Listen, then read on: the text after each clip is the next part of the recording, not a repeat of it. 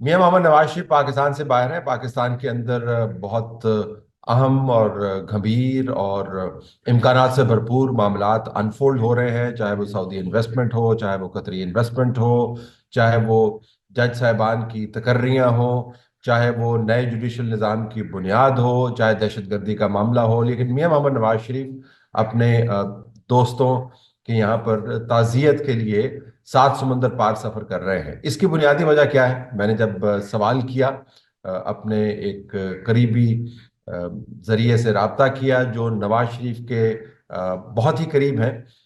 उनसे उनका खून का रिश्ता नहीं है, लेकिन नवाज शरीफ के बहुत करीब हैं। तो उन्होंने हमें तीन चार अहम बातें बतलाई। एक तो उन्होंने ये कहा कि आपको ये जहन नशीन कर लेना चाहिए कि नवाज शरीफ के जहन में अब ये वाज़े हो गया है कि उनकी सियासत से, अमली सियासत से रिटायरमेंट का वक्त आन पहुंचा है, और वो इस रिटायरमेंट के वक्त को इंजॉय करना चाहते हैं।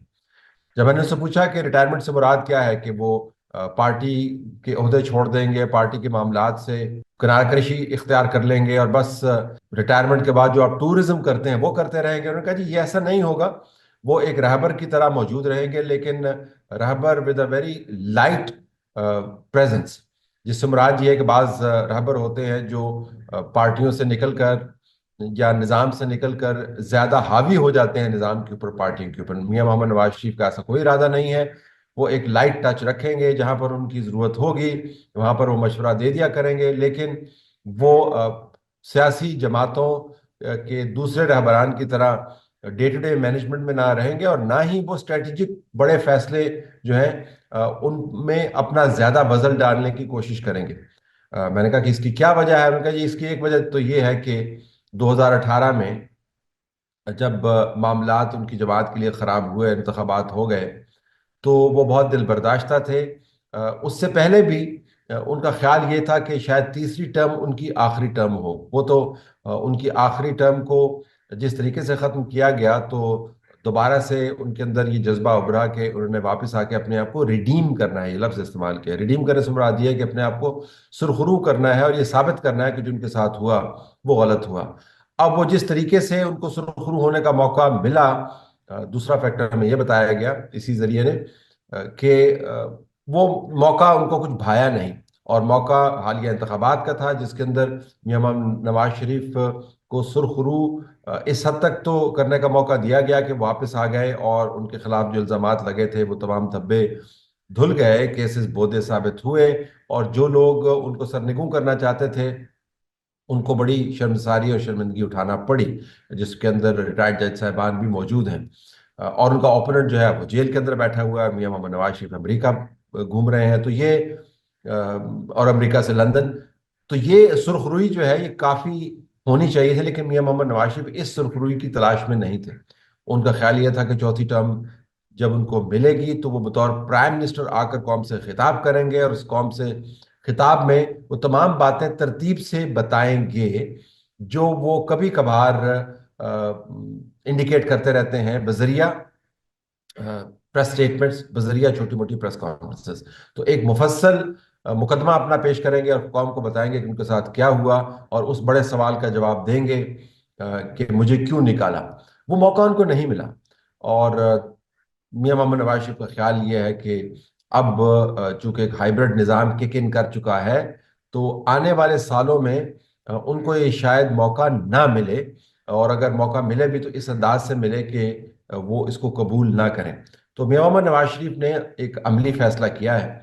वो अपनी अगली जनरेशन को लॉन्च करने के अमल से गुजरने के साथ साथ अपना सियासत के अंदर आखिरी वक्त और आखिरी मरहला हंसी खुशी गुजारना चाहते हैं। मैंने उनसे पूछा कि अगर मियां मोहम्मद नवाज शरीफ को दोबारा प्राइम मिनिस्टर बनने का कभी मौका मिले तो क्या उससे इनकार करेंगे? उनका जी इनकार नहीं करेंगे, डिपेंड करता है कि उस वक्त सूरत हाल क्या होती है, किस अंदाज से उनको मौका मिलता है। लेकिन ये जरूर है कि वो शायद वापस आकर अपने आप को हतमी तौर पर सुरखरू करने के लिए उहदा कबूल कर ले, अगरचे इसके चांसेस बहुत मादूम हैं, क्योंकि मियां मोहम्मद नवाज शरीफ की कैलकुलेशन के मुताबिक, इस जरिए ने मुझे बताया, इस्टेब्लिशमेंट को वो अभी भी नाकाबिले कबूल हैं। अगर काबिले कबूल होते تو وہ 2024 کے انتخابات کے بعد اس وقت پرائم منسٹر ہوتے، چونکہ ناقابل قبول تھے تو اس وجہ سے ان کو بڑے طریقے کے ساتھ یہ موقع فراہم نہیں کیا گیا۔ جب میں نے کہا کہ یہ تو ان کی اپنی منشا تھی کہ شہباز شریف صاحب پرائم منسٹر بنے، انہوں نے کہا جی وہ منشا یقیناً تھی، لیکن اس منشا کو عملی جامہ پہنانے سے پہلے ایک فیز انہوں نے اپنے لیے رکھی ہوئی تھی۔ جس دن انتخابات کے نتائج آئے، اس ذریعے نے مجھے بتایا میاں محمد نواز شریف کے ساتھ ایک بڑے اہم ملک کا ایک بڑا اہم نمائندہ بیٹھا ہوا تھا، جس نے میاں محمد نواز شریف کی وکٹری کی تقریر سے پہلے اس شخص سے، اس اہم مملکت کے اہم رہنما سے ان کی بات کروانی تھی، اور دونوں کے درمیان تبادلہ خیال ہونا تھا۔ وہ تمام پلان دھرے کا دھرا رہ گیا۔ میاں محمد نواز شریف کی جماعت کو جتنی سیٹیں ملیں وہ سب آپ کے سامنے ہیں۔ تو ان کا خیال یہ ہے کہ یہ موقع بن سکتا تھا، وہ موقع نہیں بنا۔ اب آنے والے سالوں میں ہائیبرڈ نظام کے ذریعے نظام چلایا جائے گا، اور میاں محمد نواز شریف اس فریم ورک کے اندر فٹ ان نہیں ہوتے۔ تو میں نے ان سے پوچھا کہ پھر ان کی جو سیاسی لیگسی ہے وہ آپ کیسے اس کو ایڈریس کرتے ہیں، وہ اس کے معاملات کیا ہیں، اور وہ لانگ ٹرم پلان کیا ہے؟ ٹھیک ہے، ان کی دختر پنجاب کی چیف منسٹر ہیں، لیکن صرف اسی پر تو اکتفا نہیں کرنا۔ تو اس پر انہوں نے کہا جی کہ ایک دلچسپ سوال ہے، کیونکہ میاں محمد نواز شریف کا خیال ہے کہ مریم نواز پنجاب کی حکمرانی کا تجربہ لے کر مرکز میں پرائم منسٹر بننے کی اہلیت حاصل کر رہی ہیں، اور وہ اپنے قوائف میں اضافہ کر رہی ہیں۔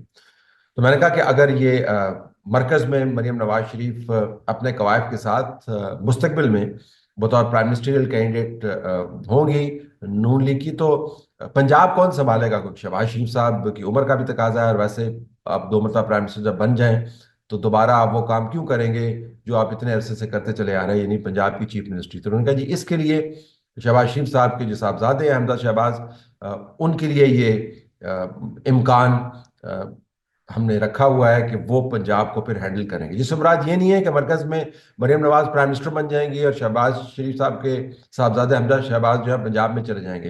اس سے مراد یہ ہے کہ جو کینڈیڈیٹس ہیں مسلم لیگ نون کے مستقبل کے مرکز میں اور پنجاب میں، ان کی ترتیب یہ ہوگی۔ اب وہ بنتے ہیں پرائم منسٹر یا چیف منسٹر، بنتے نہیں بنتے، یہ تو پھر الیکشنز کے معاملات بتلائیں گے اور ہائیبرڈ نظام کی منطق بتلائے گی۔ لیکن میاں محمد نواز شریف کا ویژن بڑا کلیئر ہے کہ وہ اس طریقے سے معاملات کو چلانا چاہتے ہیں۔ تو بڑی خبر اس کے اندر یہ ہے کہ میاں محمد نواز شریف شائستگی کے ساتھ، بغیر کسی کو احساس دلائے ہوئے، اپنے عمل سے اور اپنی نیت سے، سیاست سے اپنے آپ کو جدا کر رہے ہیں، اور اس جدائی کا جو عمل ہے اس کے اندر یہ تمام فیزز آپ کو نظر آئیں گے۔ اب مجھے سمجھ آنے لگی ہے، اور آپ کو بھی سمجھ آنی شروع ہوگی، کہ میاں محمد نواز شریف تمام تر پارٹی کے وعدوں اور دعووں کے باوجود کہ اب متحرک ہوں گے، اب جلسے کریں گے، اب میٹنگز کریں گے، اب وہ زبردست طریقے سے معاملات کو چلائیں گے، اب آپ ان کو ایک نئے طریقے سے دیکھیں گے۔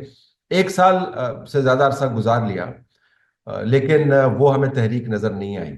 اس ذریعے کے مطابق وہ تحریک ہمیں نظر آئے گی بھی نہیں، کیونکہ میاں محمد نواز شریف نے یہ فیصلہ کر لیا ہے کہ سیاست سے ان کی عملی ریٹائرمنٹ کا وقت آن پہنچا ہے۔